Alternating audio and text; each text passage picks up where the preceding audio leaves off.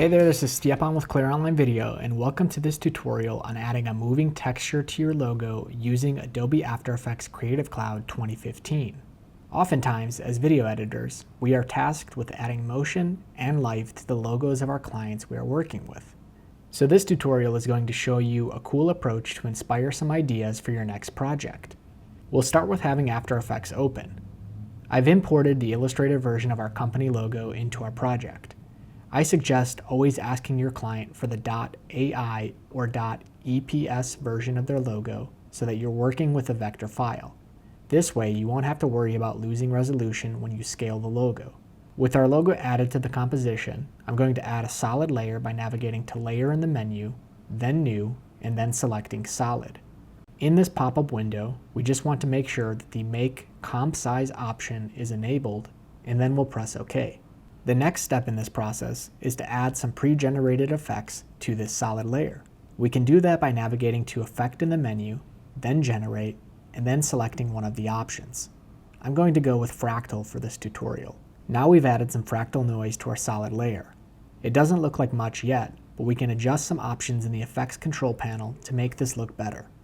Starting with Set Choice, we can select another option from the drop-down menu. I'll go with Julia. Next, we can change the equation choice from the default to the very last option. Now in this next step, we're going to use our company logo as a mask and have this effect we've created show up within our logo.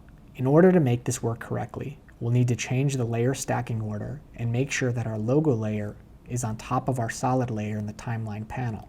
We can do this by dragging our logo above the solid. Then make sure you can see the track matte options next to your layers by selecting the toggle switches/modes option. Once you've done that, you can change the track matte option on your solid layer from no track matte to alpha matte, the first choice from the dropdown. Now, our effects are living within our logo layer. By default, the fractal effect came in with this red color, which is not the color of our logo, so let's change that. With your solid layer selected, navigate to Effect, Color Correction, and then Change to Color. In the Effect Control panel, we'll want to choose the current reddish color in the From option. You can select the color picker tool and hover over the composition window and pull directly from the current color. Next, we'll select the To Color choice and choose the color we want the red to turn into. We already know our color hex code, so we can type that into this area and then press OK. Otherwise, you can choose any other color. Now that we have our color selected, the next steps will be to bring this effect to life through animating our position and rotation properties. What I want to happen is to have this fractal effect move across our logo from left to right over time, revealing it. So with our solid layer selected, press the P key to open our position values. With our CTI located at the start of our timeline, we can move the X value by dragging this number to the left until we see our effect move all the way off screen. Once we have that done, we can set a keyframe here by selecting the stopwatch icon. Now we've just told After Effects that we want this to be the starting point of our animation.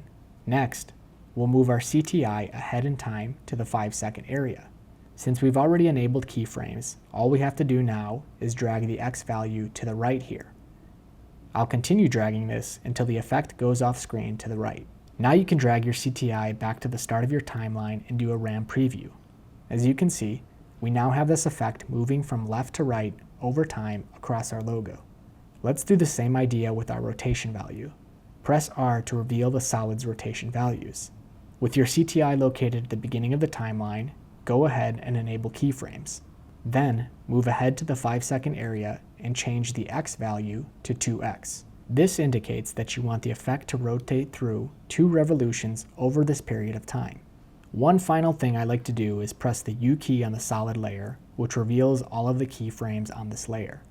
Highlight both of the end keyframes by clicking and dragging a bounding box around them. Then right-click and navigate to the Keyframe Assistant and select the Easy Ease In option. Draw another box around your first set of keyframes and right-click. Navigate to Keyframe Assistant and this time select the Easy Ease Out option. Now bring your CTI to the beginning of the timeline and conduct a RAM preview of the final animation. And there you have it, a quick way to add different effects and looks to your logos. You can choose several different effects to experiment with and then animate these over time. The options are endless. Thank you for watching, and be sure to check out my other tutorials here on Streaming Media Producer.